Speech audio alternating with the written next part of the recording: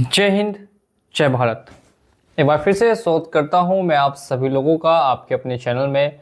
और आज के इस वीडियो में जो हमारा टॉपिक है वो ये है कि 2026 1 जनवरी से क्या क्या नियम में बदलाव होने वाले हैं। अगर आपने पर्सनल लोन ले रखा है या फिर आप पर्सनल लोन लेना चाहते हैं या पर्सनल लोन आपका डिफ़ॉल्ट हो गया है, तो आरबीआई के कौन कौन से नियम हैं जो 2026 से चेंज होने वाले हैं, और ये नियम आपको पता होना काफ़ी इम्पॉर्टेंट है। तो एक एक करके मैं सभी टॉपिक्स के ऊपर में डिस्कस करने वाला हूं, तो ध्यान से इस वीडियो को देखिएगा कि आरबीआई की कौन कौन सी गाइडलाइंस जो चेंज होगी और कौन कौन सी गाइडलाइंस है जो नई लागू होने वाली है। तो सभी लोग जिन्होंने लोन ऑलरेडी ले रखा है या जो फ्यूचर में लोन लेंगे, उन सभी लोगों के लिए ये काफ़ी इम्पॉर्टेंट पॉइंट्स हैं। तो वो ध्यान से इस चीज़ को और इस वीडियो को देखेंगे, आपको सारी चीज़ें समझ में आ जाएंगी। स्टेप बाय स्टेप स्टार्ट करते हैं। सबसे पहले बात करते हैं उन लोगों के लिए जिन्हें न्यू पर्सनल लोन लेना है। अगर किसी भी को भी नया पर्सनल लोन कहीं से अगर आपको लेना है, तो इसमें जो नया आपको रूल आने वाला है वो ये है कि जो आपकी रेशियो होगी इनकम की, उसका 50% से ज़्यादा का ईएमआई नहीं हो सकता है। मान लीजिए कि आपकी इनकम 50,000 रुपये है और आपके पहले से ही 2 लोन चल रहे हैं जिसकी ईएमआई 10-10 हज़ार रुपये की है। अब इन दोनों लोन की ईएमआई ऑलरेडी आप दे रहे हैं और फिर तीसरा अगर आप लोन अप्लाई करते हैं जिसकी ईएमआई 10,000 रुपये की है, तो वो लोन आपको नहीं मिलेगा। टोटल जितनी आपकी मंथली इनकम है उसका 50% से ज़्यादा आप ईएमआई पे नहीं करेंगे और ना ही इससे ज़्यादा का लोन कोई बैंक देगी। अगर बैंक देती है तो फिर यहाँ पे बैंक को फॉल्टी माना जाएगा कि बैंक ने आखिर इस चीज़ को वेरीफाई क्यों नहीं किया कि 50% इनकम से ज़्यादा उसने लोन प्रोवाइड किया। ये सबसे पहला नियम में बदलाव होने वाला है। जो दूसरा नियम में बदलाव है वो क्या है, जो क्रेडिट रिपोर्ट है अभी हर महीने अपडेट होती है। आपको भी देखने के लिए मिलेगा कि हर महीने क्रेडिट रिपोर्ट अपडेट होती है, लेकिन 1 जनवरी 2026 के बाद से ये नियम भी चेंज हो जाएगा। आपको आपकी क्रेडिट रिपोर्ट हर 15-15 दिन पे अपडेट मिलेगी और जितने भी बैंक्स हैं और एनबीएफसीज हैं उनको 15 दिन के अंदर में क्रेडिट में रिपोर्ट करना पड़ेगा लोन के रिगार्डिंग। अगर आप लोन क्लोज करते हैं, लोन पेमेंट करते हैं, लोन मिस करते हैं, तो 15 दिन के अंदर में ये अपडेट होगा। पहले ये 1 महीने था, लेकिन अब इसे 15 दिन कर दिया गया है। और थर्ड है कि यहाँ पे आपको एम्प्लॉयमेंट स्टेटस का जो चेकिंग है उसमें काफ़ी लंबे समय तक आपको वेट करना पड़ता था लोन के रिगार्डिंग, वो वेट अब ख़त्म हो जाएगा। तुरंत में ही वेरीफाई करके आपको लोन प्रोवाइड करा दिया जाएगा। ये तो उनके लिए डिटेल्स थे जिनको फ्यूचर में लोन लेना है।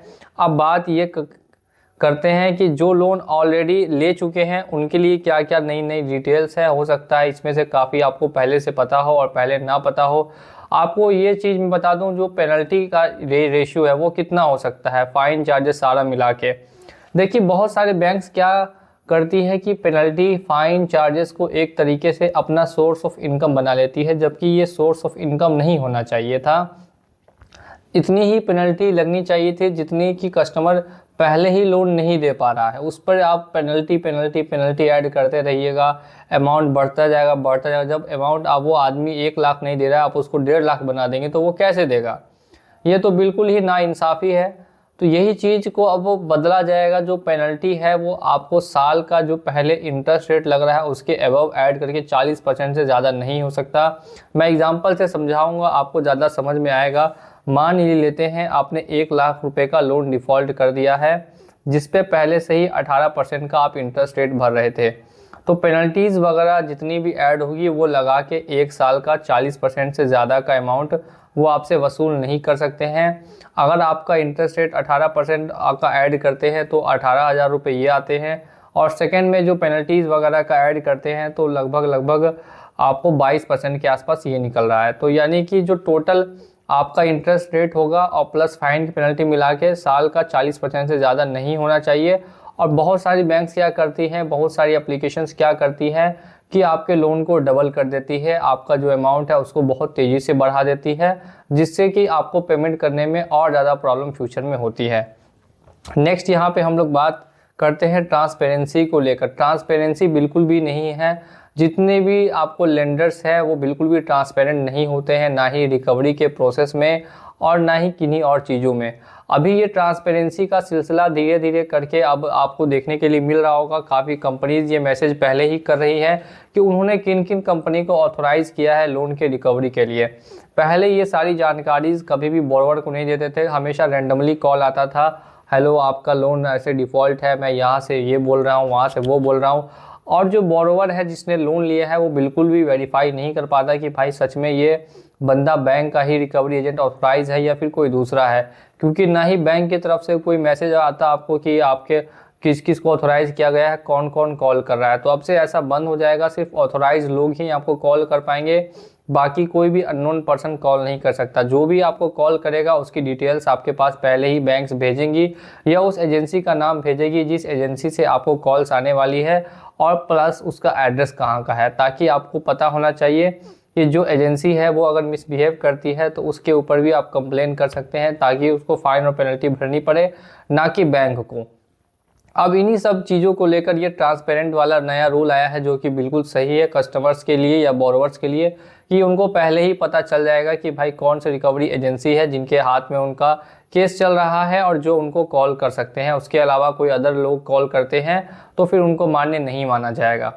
अब नेक्स्ट इसके अलावा बात कर लेते हैं जो रिकवरी एजेंट का विजिट है उसके रिगार्डिंग। तो रिकवरी एजेंट का विजिट है उसमें आपको पता होना चाहिए ऑलरेडी कि डीआरए का लाइसेंस चाहिए है, आईडी कार्ड चाहिए है, उनकी ट्रेनिंग पूरी होनी चाहिए, साथ में ऑथराइजेशन लेटर चाहिए।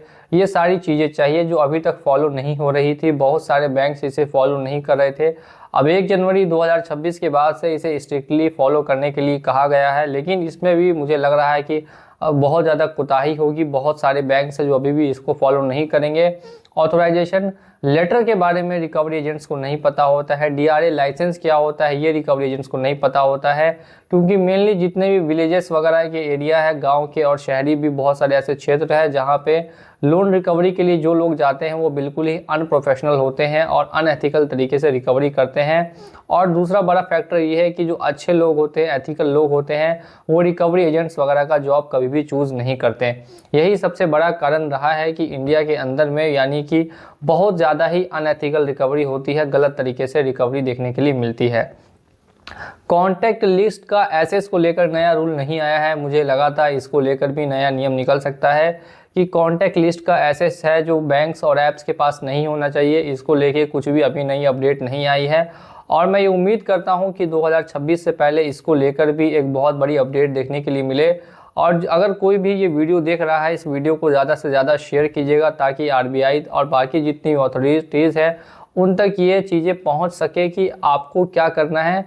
कॉन्टैक्ट लिस्ट का एक्सेस नहीं देना है किसी भी बैंक को या फिर किसी भी ऐप को। इस चीज़ को लेकर आप एक सख्त गाइडलाइंस बना दीजिए ताकि कोई भी बैंक इस तरीके की हरकत ना करे कि किसी के कॉन्टैक्ट्स पे कॉल करके उनको परेशान करने की कोशिश करे या फिर जो व्यक्ति है उसको डिप्रेशन में डाल दे कॉन्टैक्ट्स वगैरह पे कॉल करके। इसको लेके ऑलरेडी 2023 में लास्ट अपडेट आया था, उसके बाद से अभी तक कोई भी अपडेट वगैरह नहीं आया है और मैं चाहता हूँ कि इस पर जल्द से जल्द अपडेट आए। ये सारी बातें हमने कर ली है। अब इसके अलावा अगर आपको कोई भी डाउट है तो आप हमें आके कमेंट सेक्शन में पूछ सकते हैं। मेरा एक और वीडियो सिविल स्कोर के ऊपर बहुत ही जल्द आने वाला है जो काफ़ी इंपॉर्टेंट होगा, आप लोग जरूर वॉच करेंगे। वीडियो देखने के लिए आप सभी लोगों का बहुत बहुत धन्यवाद। जय हिंद, जय भारत।